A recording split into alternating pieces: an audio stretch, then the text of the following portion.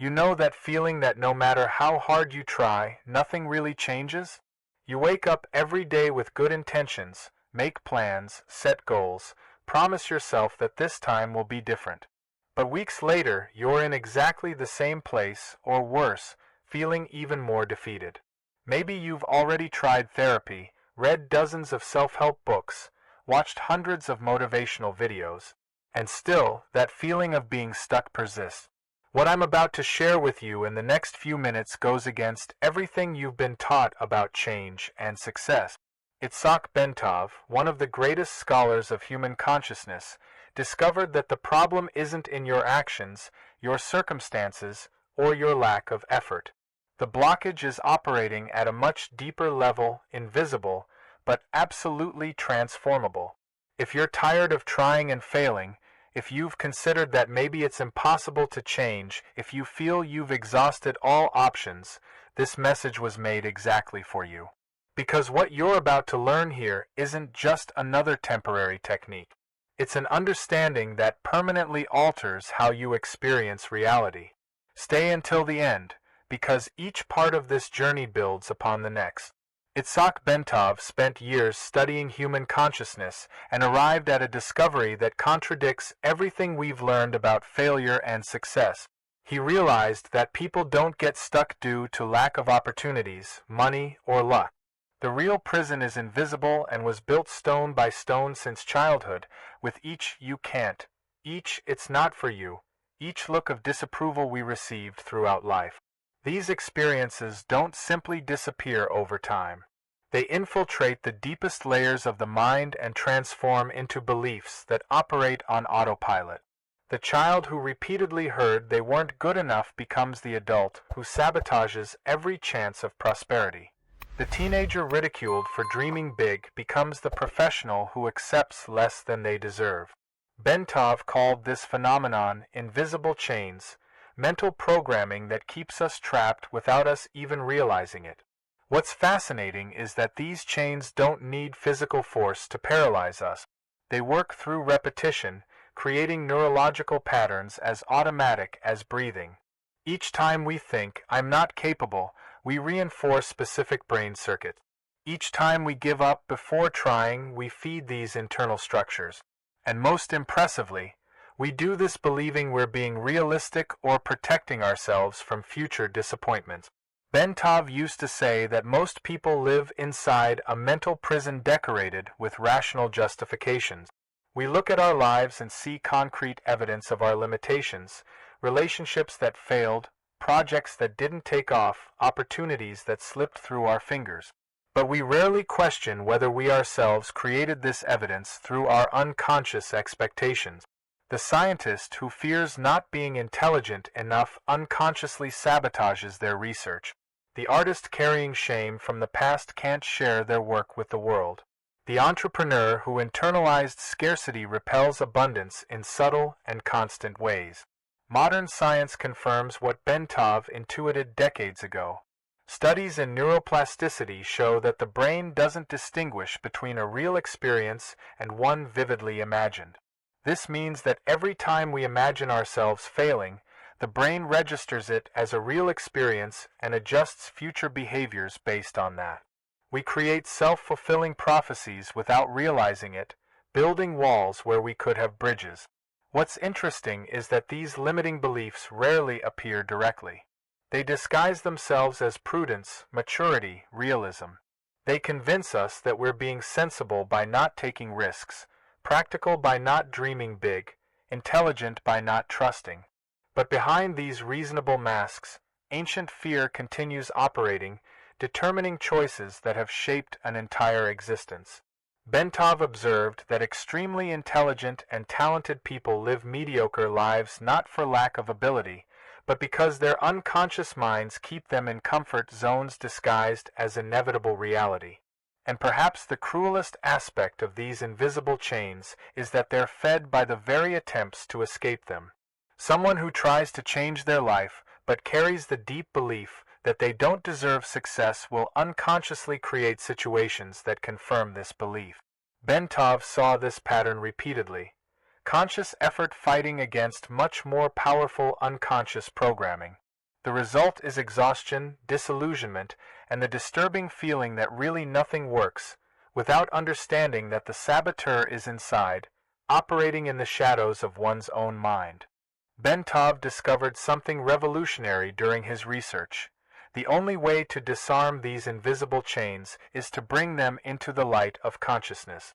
But this process looks nothing like what we normally call superficial self-help.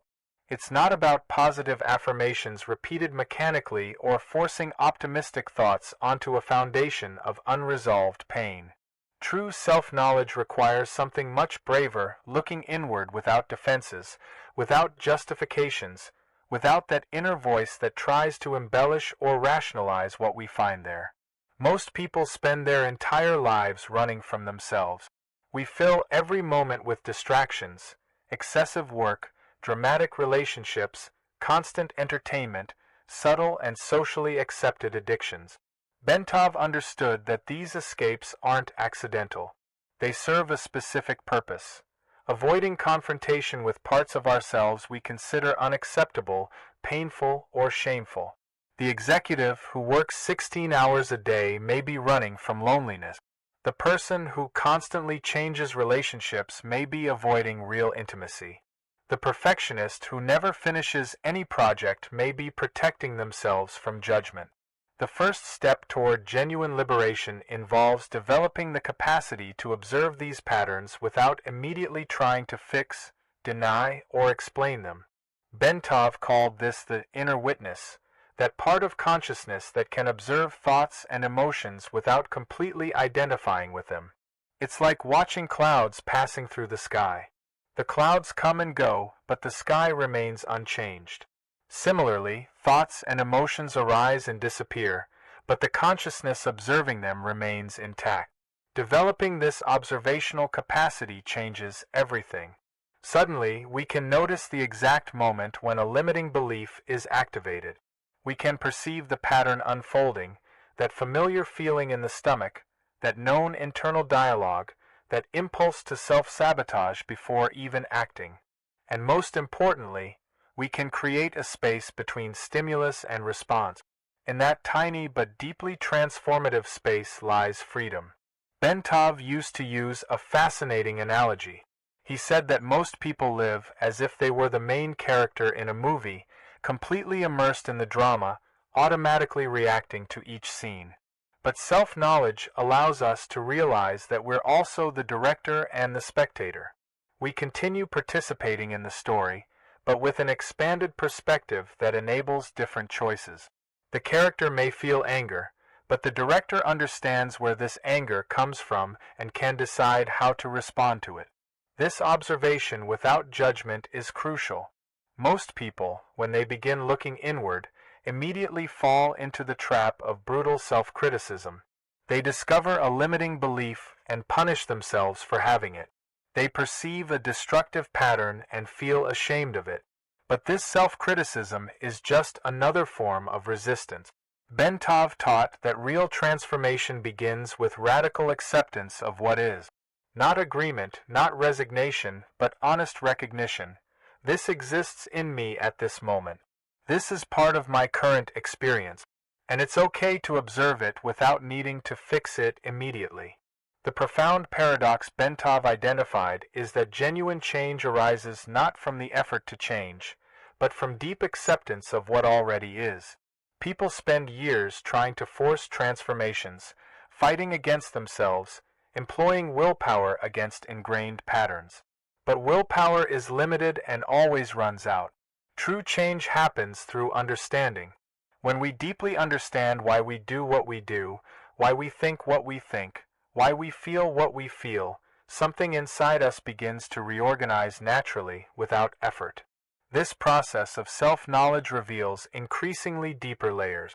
At first, we notice obvious behaviors. Then, we begin to identify recurring thoughts. Over time, we recognize underlying emotions. And eventually, we reach the fundamental beliefs that structure our entire experience of reality. Bentov saw this as an archaeology of consciousness, excavating layer by layer until finding the foundations upon which we built our lives. Knowing these mental structures is just the beginning. The true transformative power emerges through the constant practice of mindfulness, a revolutionary tool not because it's mystical, but because it's deeply practical. Mindfulness isn't a relaxation technique or a temporary escape from stress. It's systematic training to alter the fundamental relationship we have with our own mind. Most people believe they are their mind. This is a mistaken identification that causes unnecessary suffering. Thoughts appear and we immediately merge with them, assuming we are what we think. An idea of failure arises and we become failures. A feeling of inadequacy appears and we completely identify as inadequate. But mindfulness reveals something surprising. Thoughts are temporary mental events, not absolute truths about who we are. The practice begins simply but challengingly. Sitting in silence and observing the breath seems easy until we try to do it for 5 minutes. The mind races in all directions, worries, planning, memories, fantasies. We quickly discover that we have no control over the flow of thoughts. They arise on their own, driven by deep patterns we rarely consciously choose. And in this humbling discovery lies an extraordinary liberation. When we realize we don't control our thoughts, we stop identifying so much with them. The critical inner voice continues speaking, but now we recognize it's just a voice, not the fundamental truth about our existence. Fear arises, but instead of being consumed by it, we can observe it as a passing physical sensation. Anxiety appears, and we can notice its characteristics: tightness in the chest, racing thoughts, muscle tension, without needing to believe the narrative it tries to impose. This separation between observer and observed creates a silent revolution in the experience of living. Suddenly, we gain choice where before there was only automatic reaction. The boss says something irritating and, instead of exploding instantly, we can notice the anger rising, feel its energy in the body, and choose how to respond. Someone criticizes us and, instead of collapsing or counterattacking, we can examine whether the criticism has validity without letting it destroy our self-esteem. The difference is subtle but monumentally important. Regular meditation strengthens this capacity for presence. It's not about emptying the mind or reaching states of transcendental ecstasy. The goal is much more human and achievable, developing the ability to be present with what is, without excessive resistance. 10 daily minutes of silent observation of the breath trains the brain to recognize thoughts as thoughts, emotions as emotions, sensations as sensations. Nothing needs to be suppressed or transformed immediately. Everything can simply be observed with neutral curiosity. What's fascinating is that this practice changes the physical structure of the brain. Studies show that regular meditators develop more gray matter in areas associated with emotional regulation and decision-making. Brain regions linked to fear and anxiety become less reactive. It's not magic or belief, it's neuroplasticity in action. By repeatedly training observation without judgment, we literally rebuild our brains to function in a more balanced and conscious manner. But perhaps the most profound impact of mindfulness is realizing that we are active creators of our experience, not passive victims of circumstances. By observing how we interpret events, how we attribute meanings, how we construct narratives about what happens to us, we recognize the power we always had but never used. The external situation may remain the same, but our relationship with it transforms completely. And in that transformation of perspective, the entire reality begins to reorganize. While we develop this capacity for internal observation, something many people neglect is the role that the external environment plays in shaping our mental reality. We are not isolated islands processing information in a vacuum. We are open systems, constantly absorbing energy, vibrations, and patterns from the people and places around us. And this absorption happens at levels much deeper than most imagine.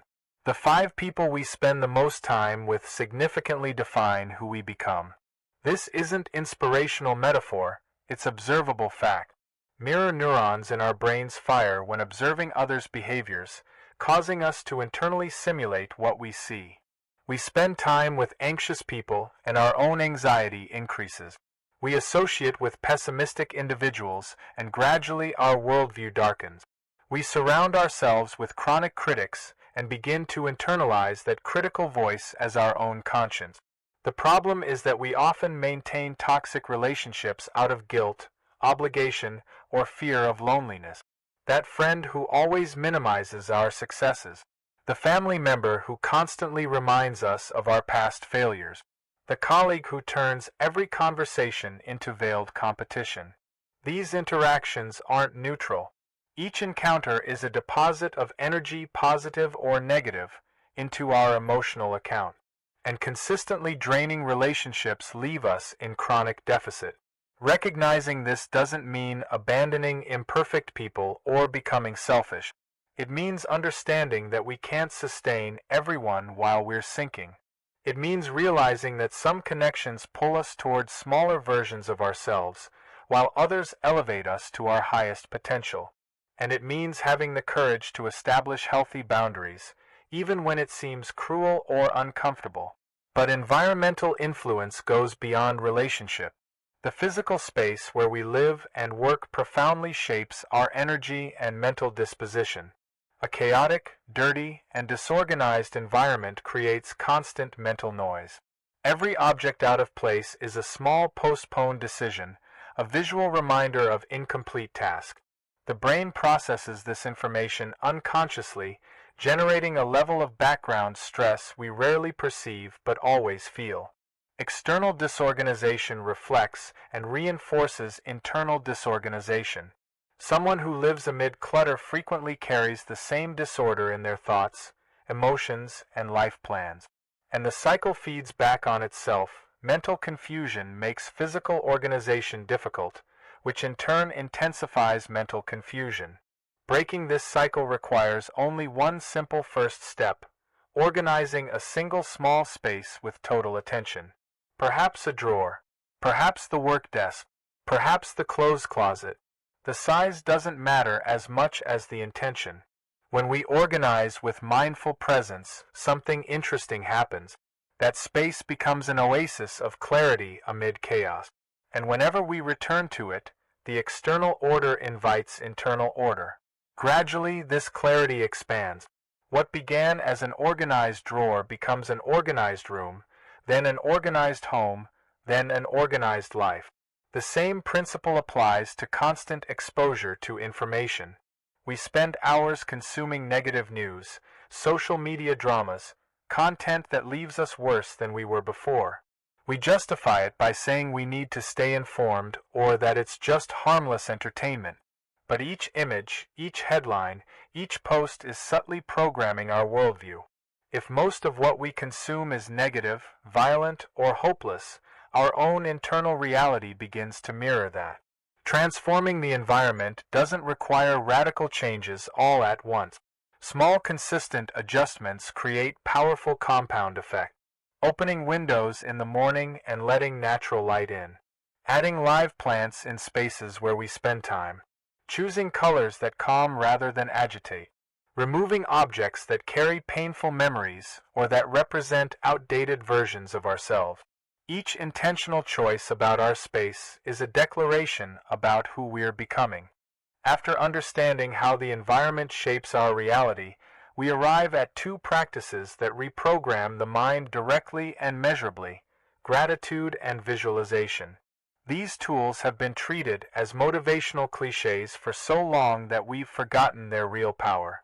But modern science confirms what ancient mystics always knew: specific mental states create specific brain chemistry, which in turn influences perception, behavior, and outcomes. Gratitude functions as a neural switch.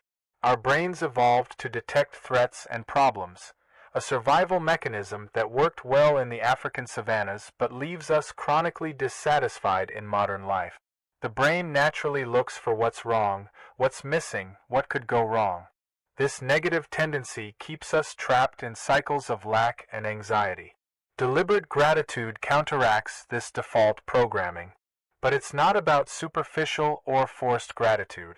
It's not mechanically repeating, I'm grateful for this and that, without feeling anything real. Transformative gratitude involves genuinely stopping and feeling deep appreciation for something specific. The hot coffee on a cold morning, the comfortable bed where we wake up, the fact that our lungs work without conscious command. It seems too simple to matter, but these brief pauses of genuine appreciation instantly alter our internal chemistry. When we feel true gratitude, the brain releases dopamine and serotonin, the same neurotransmitters associated with well-being and contentment. The amygdala, the fear processing center, calms down. The prefrontal cortex, responsible for rational decisions, activate. Essentially, gratitude takes us out of survival mode and places us in growth mode. And in that state, we see opportunities where before we only saw obstacles. Practicing gratitude daily doesn't immediately change external circumstances, but it completely changes our relationship with those circumstances. Two people can have objectively similar lives but radically different experiences. One sees scarcity everywhere because they trained their mind to notice what's lacking. The other sees abundance because they trained their mind to recognize what already exists. The difference isn't in objective reality, it's in the perceptual lens through which they filter that reality. Visualization operates in equally powerful but often misunderstood territory. It's not about passively fantasizing about the future while waiting for the universe to deliver wishes. Effective visualization is detailed mental rehearsal, engaging all senses and especially emotions. Elite athletes have used this technique for decades because studies show the brain activates the same circuits when vividly imagining an action as when physically executing it. The secret lies in sensory and emotional details.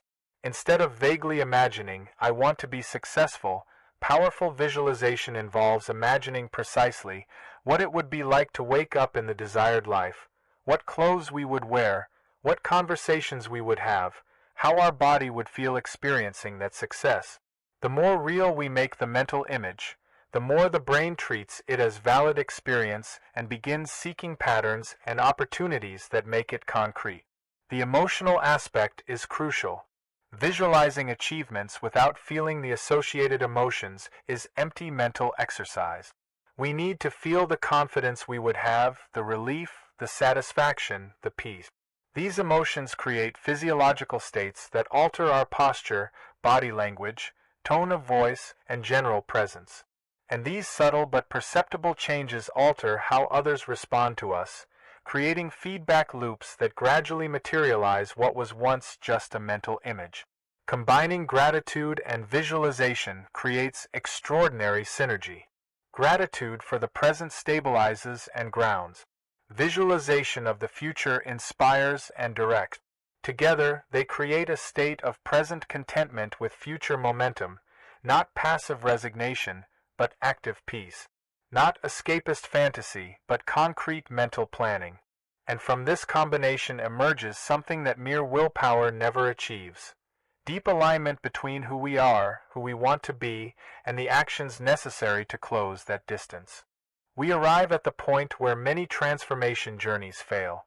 People spend years studying self-knowledge, practicing meditation, visualizing desired futures, but their lives remain essentially the same. Knowledge accumulates, understanding deepens, but nothing changes concretely. And the reason is simple. Real transformation requires translating intention into consistent action. Without movement, everything remains elegant but useless theory. The issue isn't about taking giant leaps.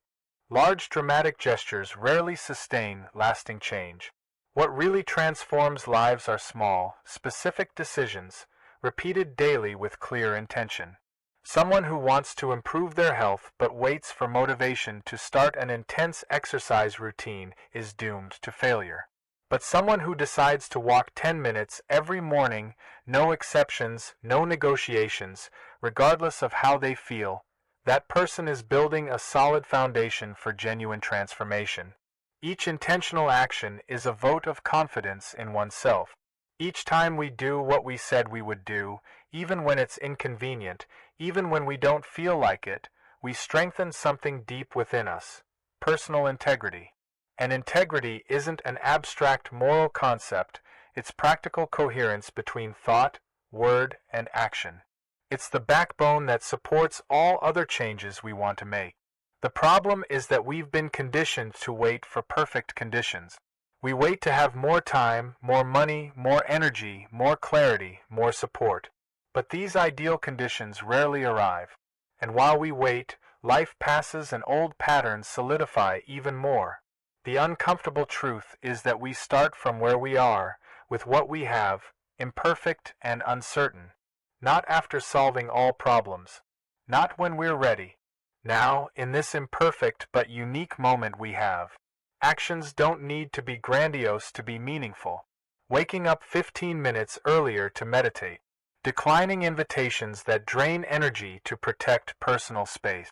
Organizing a drawer with mindful attention.